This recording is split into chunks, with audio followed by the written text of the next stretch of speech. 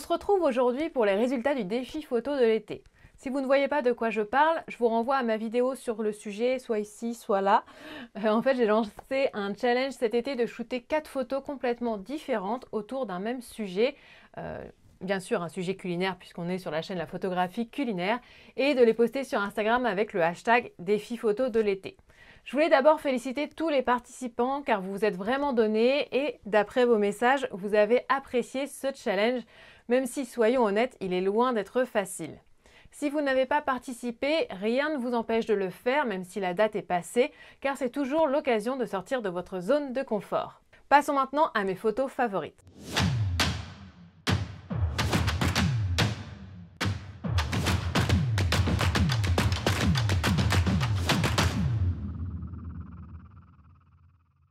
Bonjour, je suis Mélanie Roussel, styliste et photographe culinaire, aussi connue sous le pseudo Les Recettes de Mélanie.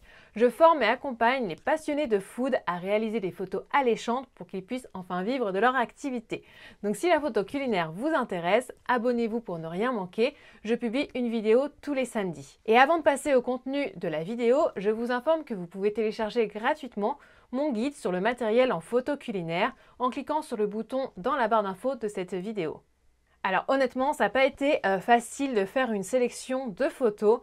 J'en avais sélectionné bien plus que ce que je comptais présenter, donc je me suis contentée d'en sélectionner 5. Mais ça ne veut pas dire que si vous n'êtes pas dans les 5, vos photos ne méritent pas le détour. Bien au contraire, je trouve qu'il y a vraiment des idées intéressantes dans ce que vous avez pu faire, notamment sur le jeu entre les ombres et la lumière, et ça personnellement c'est ce que je préfère. Donc je vais commencer par la première qui a attiré mon attention, c'est celle de Cynthia, donc le compte Portrait de goût. Donc elle a publié 4 photos autour de la citronnade. Et ce que j'ai aimé, c'est que c'était vraiment 4 photos complètement différentes. Donc on a la première ici qui est une photo de splash assez sombre. Donc on voit la citronnade avec le citron, un peu de lavande à côté. Peut-être qu'elle a mis de la lavande aussi dans sa boisson.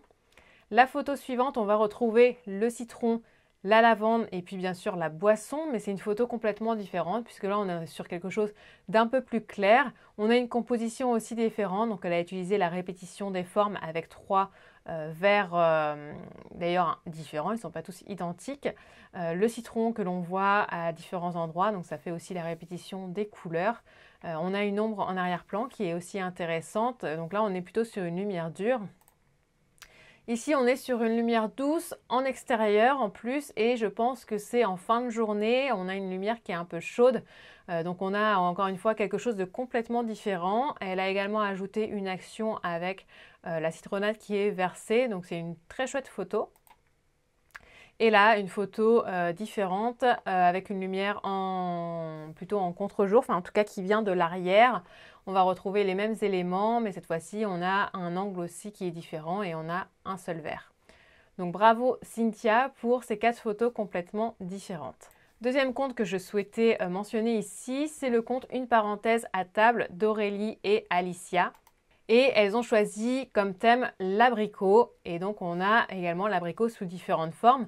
Ici on va avoir une lumière douce et beaucoup de répétitions des abricots. Là on va avoir une photo avec de l'humain mais des tons complètement différents. Les abricots qui sont présentés également de façon différente. Celle-ci, je l'ai vraiment adorée. J'adore en fait quand vous jouez avec l'ombre et la lumière. Personnellement aussi, c'est ce que j'adore faire.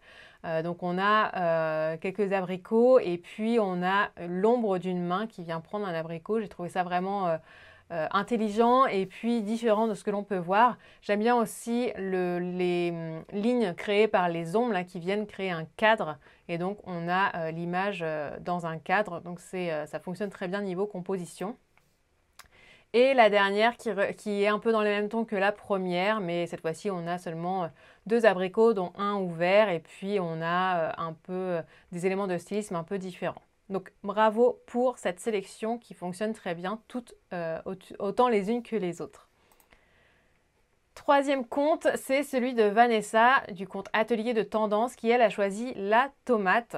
Et donc on a 4 photos complètement différentes. Là, elle est vraiment c'est vraiment creuser la tête pour trouver des compositions différentes, des lumières différentes, des styles différents. Donc sur cette première photo, on a quelque chose de très minimaliste avec une seule tomate et quelque chose d'assez sombre. La composition fonctionne très bien. J'aime bien le fait qu'elle ait placé la tomate sur le bord de la table parce qu'on va avoir la table qui va créer des lignes qui vont diriger le regard. Elle a aussi vaporisé un petit peu d'eau sur la tomate qui va ajouter de la fraîcheur.